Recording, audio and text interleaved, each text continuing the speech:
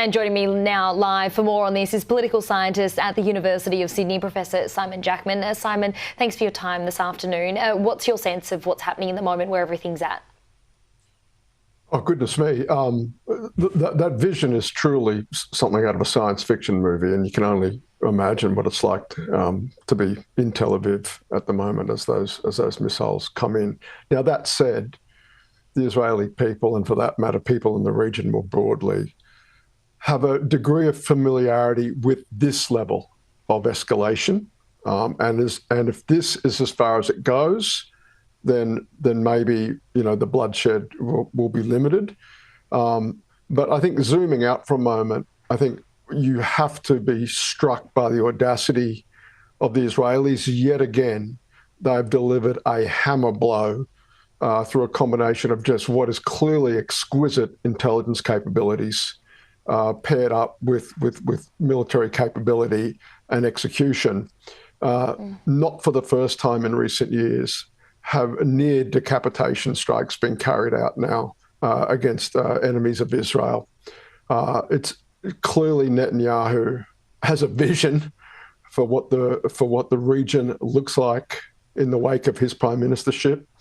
And I think also the other thing, the timing, everybody is expecting this sixth round of talks to take place in Oman this weekend. Certainly it appears that was the expectation of the Iranians, who were quite literally caught napping, and many of the Iranian leadership literally dying in their beds in the wake of this incredibly audacious attack by the Israelis. It is remaking the map potentially. I think the open question for me is, what level of escalation does this get to? Is this something that the region and the people of the region, it stays in that class of familiar tit for tats that we've seen, or does this, because of the timeframes that Israel's talking about, days, perhaps weeks, where does this wind up on the ladder of escalation, and how many people may lose their lives by the end of this?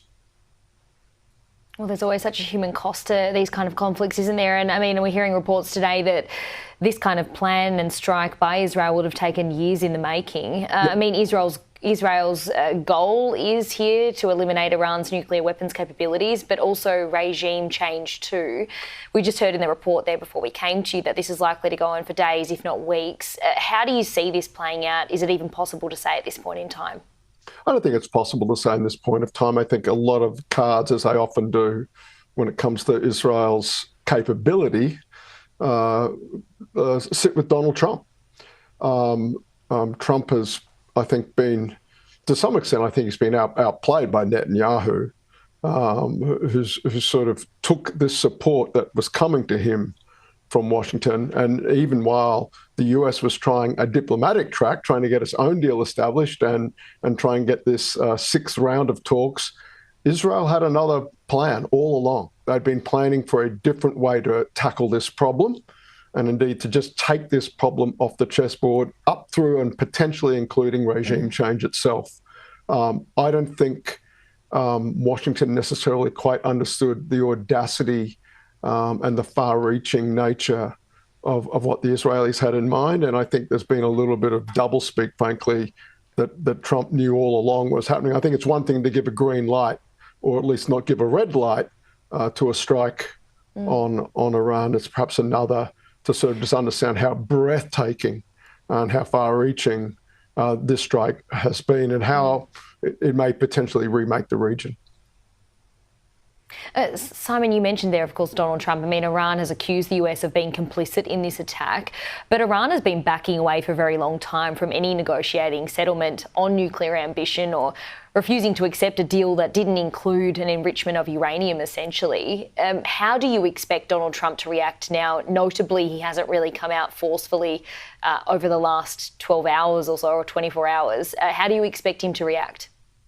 I think, like a lot of us, the US intelligence community were making their assessments of how this is changing facts on the ground inside Iran, number one.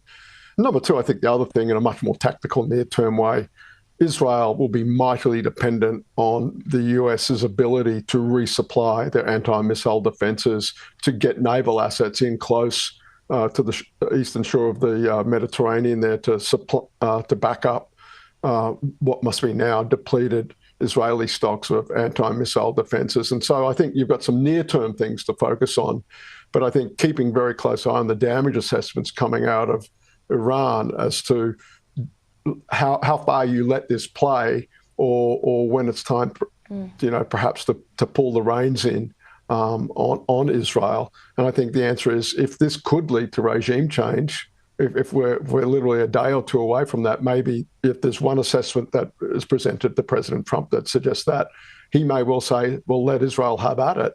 If, on the other hand, this looks like it may spiral into something that is not manageable, or for which there is little historical experience with a level of escalation that really threatens to engulf the region more broadly and damage the global economy through its knock-on effects on oil supplies, the reaction of equity markets, maybe that's when they tap the brakes. And we're already seeing that ripple effect at the moment. And of course, then there's questions about what this will mean for Anthony Albanese and his potential discussion with Donald Trump as well. Thank you, Simon. We've run out of time, but I really appreciate your time as always. Great to see you.